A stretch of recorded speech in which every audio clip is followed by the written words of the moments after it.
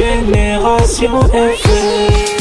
Generation FM, the best radio. Génération FM. Niché au quartier d'Adjido Gomé, franciscain de Lomé, Kër Serigne Touba s'impose aux passants et habitants de ce quartier de par son décor et sa mosquée. Construite en pleine période de Covid-19, sur une parcelle qui faisait jadis office de dépotoir dans ce quartier, Kër Serigne Touba de Lomé est devenu aujourd'hui un lieu de culte et une maison d'assistance sociale pour les populations, selon les recommandations de Cheikhoul Khadim, nous dit l'imam de la mosquée de Kër Serigne Touba. Tout se passe normalement dans les activités. Il y a une activité ñu ngi koy def fii lépp lu jëm ci gàmmu ci màggal et dañ fi julli juma tamit aussi.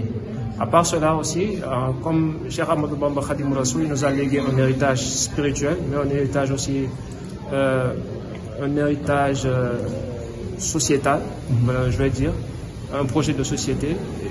Et le point particulier de ce projet, c'est d'abord la khidma, la khidma qui est toujours appuyée par la himma. La himma, cette volonté spirituelle qui pousse le croyant à attaquer les projets impossibles, qui lui semblent impossibles. Donc, c'est de par cette idéologie que nous sommes aussi ici, ñu ngi fii di dalal nit ñi gan yi et puis di def dans le social. Dans le social, am na ñoo xam te ne puisque juma la dañu fi ñëw tous les vendredis bu ñu fi ñëwee bu ñu soxlee dimbal incha allah dañ leen di jàppale. Au-delà boo leen gisee juste devant la porte si juma ji di ngeen gis benn forage boo xam te on donne l'eau gratuitement. Et tout ça dans le but de se rapprocher d'Allah dans le service à Khadim Rassoul. Si le Magal est annuel au Sénégal et presque partout dans le monde, à Kër Serigne Touba de Lomé, il est hebdomadaire grâce au Berndel des vendredis, financé par les talibés mourides établis dans ce pays. Tous les vendredis, juste après la prière du vendredi, gars yi dañu fi togg añ loolu moom c'est un budget qui est sorti tous les mois pour tous les 4 vendredis du mois, des fois 5 vendredis, mais tous les vendredis dañu fi bu ñu paree juma rek incha allah dañu fi toog maanaam les membres du Dara ñoom ñooy cotiser ku nekk dugal sa xaalis adiya et puis inchallah ñu voté bien budget boo xam que ce soit dans l'entretien, que ce soit dans le salaire de l'imam, de l'intendant de la maison wala lépp lu jëm ci activité culturelle wala culturelle.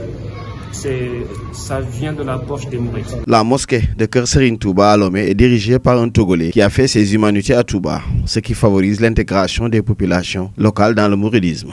Actuellement, puisque c'est moi l'imam ici, je comprends l'EV, le Mina Manam, la langue locale du Togo. Je comprends aussi le français.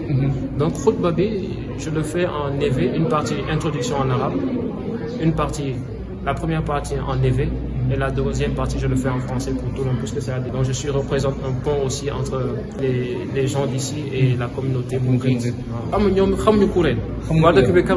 Et puis ça les intéresse. Ñu ñëwee tous les dimanches, ñoom ñëppay toog di déglu. Après, même si vous ne comprenez pas, il y a une bénédiction qui descend. Donc il faut en profiter. Après, juste après que les gars dañuy sikar la ilaha illallah donc bu ñu ko commencé rek ñoom ñëpp dañuy ànd ak ñoom et puis avec le temps chaque fois ñoom dañu fi nekk la plupart ñu fi nekk ñuy fekkee daara ji ce sont des gens de là et puis inchallah puisque c'est quelque chose qui débute inchallah on a prévu aussi boole leen gën leen ci xamal Sëñ Touba ci xasida yi tamit pour tamit mais ça les intéresse bu ñu commencé rek da nga gis am na ñoo xam te ils chantonnent xaw comprendre moom mais ils comprendre ñu mais air bi moom exactement. Elle sert de lieu de prière et aussi d'apprentissage du Coran et des écrits du Saint-Homme Cheikh Ahmadou Bamba Khadim Rassoul aux populations locales. am na ay murid lañ exactement te ñu ay sénégalais parce que bu ñu fi ñëwee xamuñu yoonu tasawuf donc il faut bu ñu toogee dañ leen di expliquer di leen xamal lan mooy yoonu tasawuf di leen xamal kan mooy Sëñ Bamba di leen xamal ihsaan dëgg-dëgg. ci loolu am na ñoo xam te ne dañuy dugg nànk-nànk et puis il y a quelques-uns yoo xam te ne jël nañu wérd bi tamit. et puis ñu ngi koy jëfandikoo et puis wala maxuus bi et puis alhamdulilah ça avance doucement. on a créé un groupe WhatsApp boo xam te moom la ñuy jàppale képp kuy murid. et puis ce sont des mourides qui ne sont pas sénégalais, qui ne comprennent aucun mot du Wolof.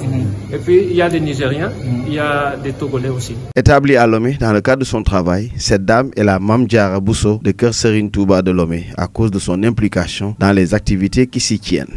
bi ma ñëwee nag malheureusement fekk mu lay so donc bu mu ñëwee sax ñoom dañoo xawoon a yéemu dañu naan ma soxna est-ce que dañoo ñëw daayira may ne incha allah dinaa ñëw daayira te bi ma leen ko waxee ba tey damay ñëw daayira te bi ma leen ko waxee ba tey it macha allah nekk naa fi lu ëpp ñaari at yoo xamante ne maa ngi koy fàttali man kese maa daan toog si sijaada bi fii soxna yi di nekk man kese maa fa daan nekk lu ëpp 2 ans ba ñëwoon daan ñu woon daayira ba jamono nag am beneen soxna boo xam ne ñu koy soxna Aji Gueye moom ci la ñëw wax moom borom këram day ñëw macha allah nag ci la tàmbali ñëw moom tamit te boobu ba léegi mu ngi ñëw daal waaye li ma xam daal mooy ne ñoom ñu ngi doon wax ne bu njëkkoon soxna yi daan nañ ñëw waaye nag man bi may ñëw moom fekk naa ne soxna yi daanaka ñëwatuñu te nag ñu ngi nekk ci jamonoy màggal gi ñu ngi doon def genre campagne boo xam ne doon bëgg soxna yi di gën a ñëw ci kër gi di gën a participer ci kër gi parce que tamit am na soxna yoo xam ne ñu ngi fi am na góor yàlla yoo xam ne macha allah takk nañ ci waa dëkk bi ñu nekk seen i soxna am na ñoo xam ne aussi ñu ngi fi ak seen i njaboot donc bu ñu mënoon fexe moom ñooñu di gën a ñëw di ñëw ci kër gi